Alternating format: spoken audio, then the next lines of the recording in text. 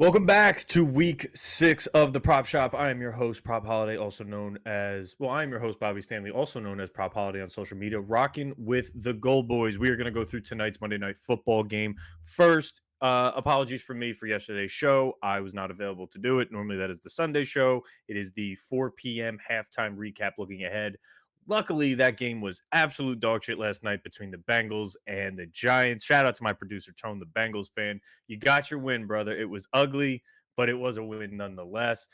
No, I'll share this with you guys. You've been following me for a couple weeks now. My wife is pregnant, and we are due within the next 2 to 3 weeks. And as you get closer, there are things you need to prepare. They are very important things. So, unfortunately, I could not make the show yesterday. That one is on me. I had some stuff to handle. Everyone's safe. Everything's okay. There will be a 1 week stretch where you see no show from me. That means a baby's here, and I'll probably share that on social media. But just a quick update. Let's look at week 6 for the Sunday recap because we missed it yesterday. I want to cover it today. Think of it like the fastest 2 minutes in football that Chris Berman did, except I'm doing it my way. A lot less whoops. And a lot less drinking, sadly. Caleb Williams and the Bears mollywopped the Jags in London. 4 touchdowns for Caleb Williams, 2 touchdowns for Gabe Davis, 2 touchdowns for Cole Kmet, and 2 touchdowns for Keenan Allen.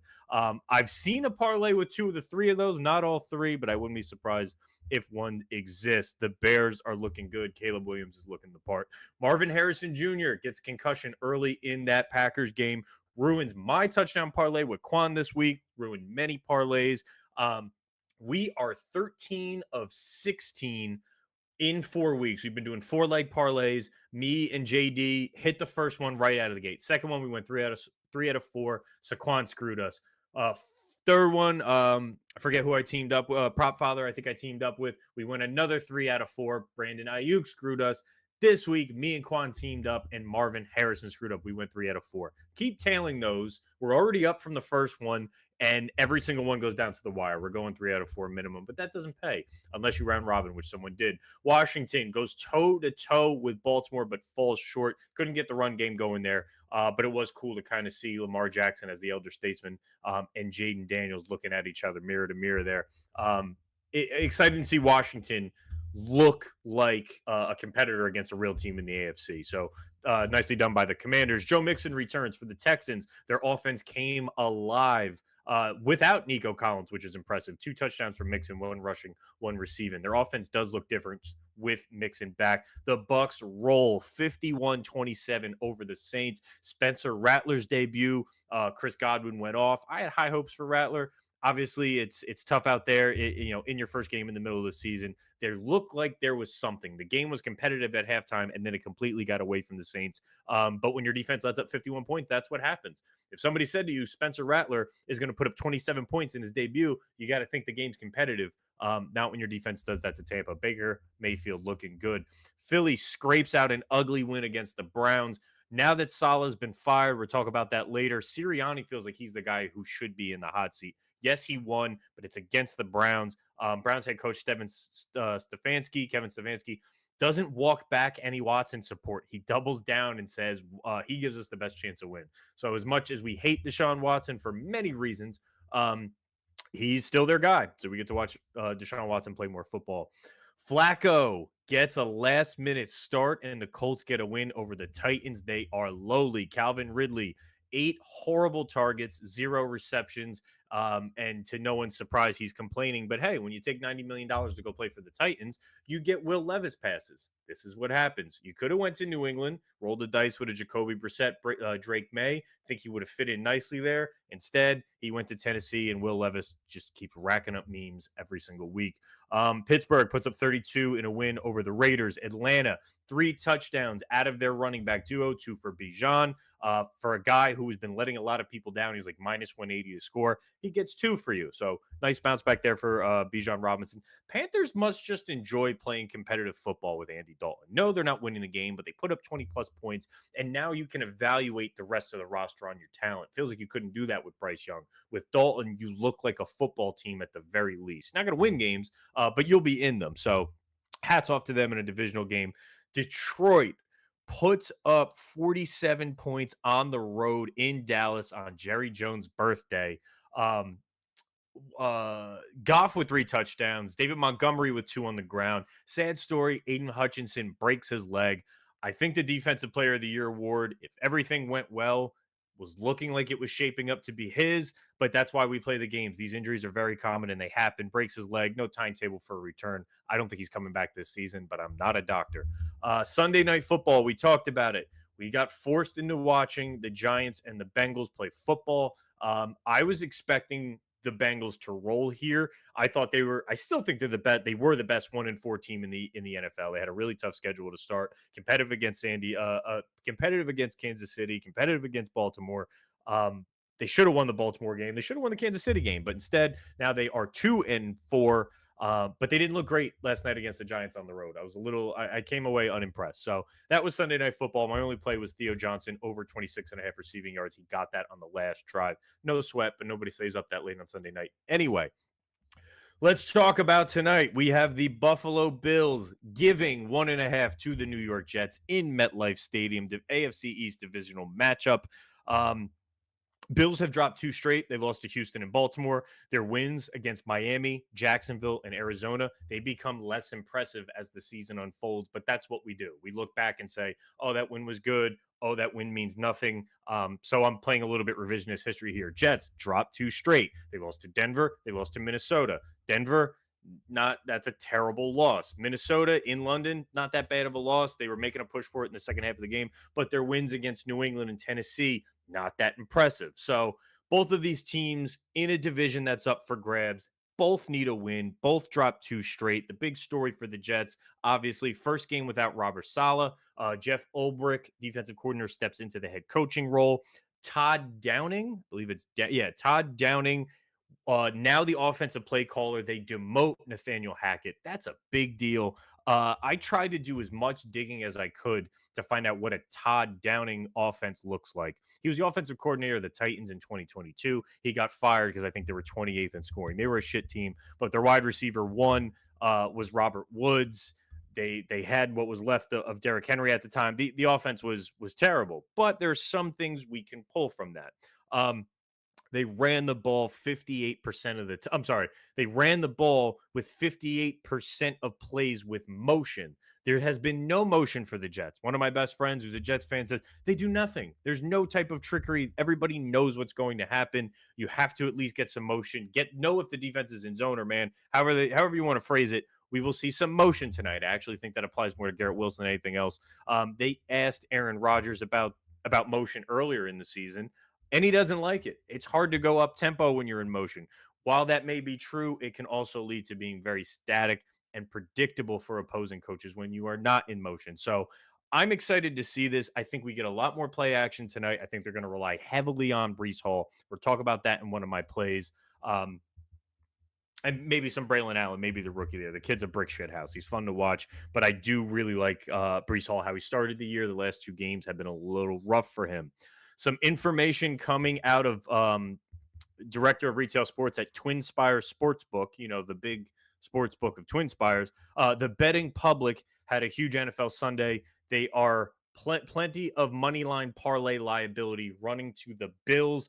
Jets outright is a big need for the books in Monday Night Football. A Bills victory would result in the worst week of NFL I've ever seen here. So public is on the Bills. The books want the Jets. Take from that whatever you wish. They're getting 1.5 points. Maybe it gets to 2. Maybe it gets to 2.5. But the fact that it's sitting at 1.5 says something. Let's go into my first play tonight. And it is Breece Hall of the New York Jets, over 3.5 receptions. I put this one in and gave it out to the Discord a couple nights ago. I think I did it. No, I'm sorry. I did it yesterday morning. So it's at minus 130. I think it's still at minus 140, which is kind of chalky even for me. I would still play it at that. Some books have it at the 4.5 at plus money. I wouldn't go that far, but over 3.5 receptions for Breece Hall. Bills allow the most receptions to opposing running backs this season. Jets in a primetime spot, divisional opponents, they need to show some signs of life. I would say Hall's been wildly inconsistent running the football. It's more been for the last 2 weeks. However, he hit this in 3 straight games to start the season. I don't think it's a coincidence that the 2 games that he didn't hit this, that he wasn't involved in the passing game, are 2 games that they lost. Now, Rodgers is struggling to push the ball down the field, at least from what I've seen. These 5 step drops, 7 step drops, he's getting crushed. Their offensive line isn't picking up, and he's just not as mobile as he used to be. So I don't know if that long, deep passing game, probably why Mike Williams hasn't really come along yet, is going to work for them, but they need to move the ball down the field. That play action is a great opportunity to get the running back involved in the passing game. When Hall hits this mark, they're 2-1. They average 22.3 points per game. When he doesn't hit this over 3.5 receptions, they average 13 points per game, and they are 0-2. So Brees Hall on the receptions, it is a little chalky. Don't play it at the 4.5 at plus money. Play it at the 3.5. Lay the juice. Feel confident that he's going to be involved tonight. Before we go into my next play, I want to talk about our friends over at Bet365, because with Bet365, you can choose your own sign-up bonus. Either enjoy a safety net on your first bet up to 1,000, or bet $5 and get 150 in bonus bets. The choice is yours. Head to the link in the description to get started today. You must be 21 plus, 18 plus in Kentucky. Gambling problem? Call or text 1-800-GAMBLER. Uh, Second play tonight. Some people like to use the phrase boom or bust. I'm going to say a more crude way of that: genius or jerk off. I'm either going to look like a genius or jerk off with the next play I'm about to give to you. It is Jeremy Ruckert of the New York Jets over 6.5 receiving yards at plus 100. I saw it probably 30 minutes ago from my Discord. It's down to 5.5. The number doesn't matter to me. Is he going to be involved in the passing game or is he not? And Tyler Conklin is expected to play tonight. He's going into tonight with a hip injury, so not a minor injury. I think that could potentially lower some of his snap counts. And then the run heavy approach, the play action passing, the 12 personnel that comes with that. I think Ruckert sees higher than normal snap count tonight for those 2 reasons: the new offensive style in place, and the hip injury to Conklin. So those are 2 things in my corner. He still exceeded 24 plus plays in 3 straight weeks. It's anywhere from like a 30 to 25% snap share. His target streak ended last week when they fell behind early to the Vikings. He still ran 9 routes in that game. He just wasn't targeted. So his 9 routes run, I think, were a season high. I went back into the play action piece that we talked about, what we know what they want to do with this offense under Downey, him calling the plays now. Of his 7 targets this season, Ruckert, 5 came in play action. 3 of those resulted in receptions. So more play action. Conklin's injury, I think Ruckert goes over the 6.5 receiving yards. It's 5.5 now. Honestly, anything over probably 7.5, I would have played. That's 1 reception for him. So Ruckert on the receiving line. I doubt you get a reception line for him. But Ohio State kid, he's their tight end 2 without question. And we could see a shift in what this offense looks like. Not major, not drastic, but I think Ruckert has a role. So Ruckert over on the receiving yards is my second play. And let's go to the touchdown liquor cabinet. Hey, little help. Daniel Jones or Drake May, week 7. I haven't looked ahead at week 7 who the matchups are. Drake May actually looked pretty good. Daniel Jones with the legs is always tough. Here we go. May had a good week. Play versus a good team. Danny's good overall. And Eagles have kind of a good offense. Rutgers is 5.5 at plus 100 on DraftKings. Thank you, Alan. I would still play it there. Obviously, I would play it there. Let's talk about the touchdown liquor cabinet. First one up, top shelf. It's your 1 unit. Who's your gunner here? I love Brees Hall tonight. I'm not going to lay minus 125. If you can get it at even money, play Brees Hall or throw in one of your same game parlays. I feel confident about that. But I got Josh Allen at plus 150 over on Fanatics. 6 rushing touchdown in his career against the New York Jets in 11 games. That's the most rushing touchdowns against any team he's played. Obviously, divisional opponent, he's going to play more. He is 7-4 in those 11 games against the Jets, which 6 touchdowns. So he's hitting it at over a 50% rate. And I'm getting plus 150 on it. So Josh Allen's my guy. James Cook should play. Toe injury last week against the Texans, but primetime divisional game, they get within the 5-yard line. I expect Josh Allen to tuck it and try to get in. So plus 150 for Josh Allen on the top shelf. is where I'm putting 1 unit. Let's go to the mid shelf. Garrett Wilson, New York Jets, plus 190, almost 2-1 on Wilson, leads the team in red zone targets, scored out in the red zone in London. That helped cash one of our parlays for us, or was in our parlay, I should say. I think he's the motion guy in this offense. He can win in small spaces. If he's the motion guy inside the 10, inside the 15, which numbers say he should still be that guy, it's a no-brainer for me at nearly 2-1. Total's not high. I think the total's at 41.5 tonight. I wouldn't go crazy on the touchdowns. I would go with some chalky guys at 41.5. But that's me for Garrett Wilson in the mid shelf. Bring that down to half a unit. Well, Vaca, talking about Hall. Would I pay minus 125 for one? No. Would I play plus 600 for two on a bonus bet or a no sweat bet or $5-10? That's what I'm doing. Has 3 touchdowns in 3 straight weeks through 1 through 3. So he hasn't had a 2 touchdown game yet. Went off the rails the last 2 weeks. I like the play action. I think they're going to lean on their defense, control the clock, and try to win this football game. That's all that matters. This division is very much up for grabs. I don't expect them to see Aaron Rodgers slinging it a la, 6-7 years ago. If they get in the red zone, Hall is getting the ball. I like the matchup tonight. 2 touchdowns at plus 600 is my well vodka. There might be some minus 110s out there for Hall in the solo, but when in doubt, hammer it for a second. That is my touchdown liquor cabinet. I did not tell the producer Tone to throw this in, but we talked about it before. If you get Jeremy Rucker at plus 1,700 at FanDuel and you have $1, $17 gets you like Chipotle and guac. Put $1 on Jeremy Rucker plus 1,700. It's over on FanDuel. I put it in right before the show. Again, genius or jerk off. I think he's just going to be involved in the offense tonight in some capacity, and he's a big target. And Conklin's banged up, so we got a lot of things going in our favor if you believe in Jeremy Rucker. Or I'm a jerk off and I see you on Thursday and you let me know. Ruckert over 6.5 receiving yards. Yes, 5.5 is good to go.